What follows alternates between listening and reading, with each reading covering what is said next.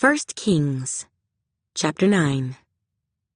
And it came to pass, when Solomon had finished building the house of the Lord, and the king's house, and all Solomon's desire which he wanted to do, that the Lord appeared to Solomon the second time, as he had appeared to him at Gibeon. And the Lord said to him, I have heard your prayer and your supplication that you have made before me.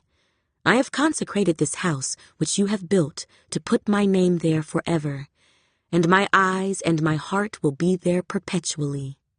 Now if you walk before me, as your father David walked, in integrity of heart and in uprightness, to do according to all that I have commanded you, and if you keep my statutes and my judgments, then I will establish the throne of your kingdom over Israel forever, as I promised David your father, saying, You shall not fail to have a man on the throne of Israel.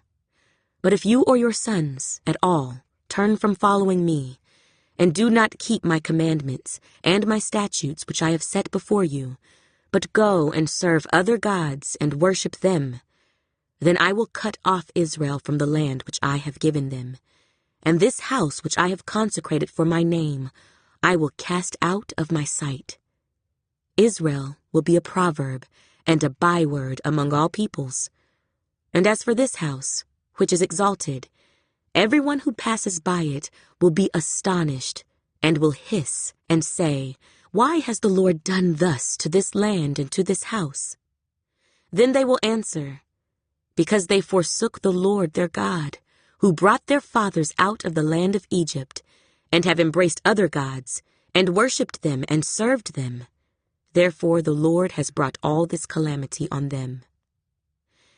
Now it happened, at the end of 20 years, when Solomon had built the two houses, the house of the Lord and the king's house, Hiram the king of Tyre had supplied Solomon with cedar and cypress and gold, as much as he desired. That King Solomon then gave Hiram 20 cities in the land of Galilee. Then Hiram went from Tyre to see the cities which Solomon had given him, but they did not please him. So he said, What kind of cities are these which you have given me, my brother? And he called them the land of Cabul, as they are to this day. Then Hiram sent the king 120 talents of gold. And this is the reason for the labor force which King Solomon raised, to build the house of the Lord, his own house, the Millo, the wall of Jerusalem, Hazor, Megiddo, and Gezer.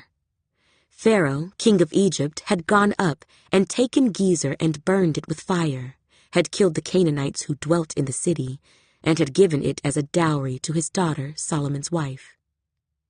And Solomon built Gezer, Lower Beth-horon, Baalath, and Tadmor in the wilderness, in the land of Judah, all the storage cities that Solomon had, cities for his chariots and cities for his cavalry, and whatever Solomon desired to build in Jerusalem, in Lebanon, and in all the land of his dominion.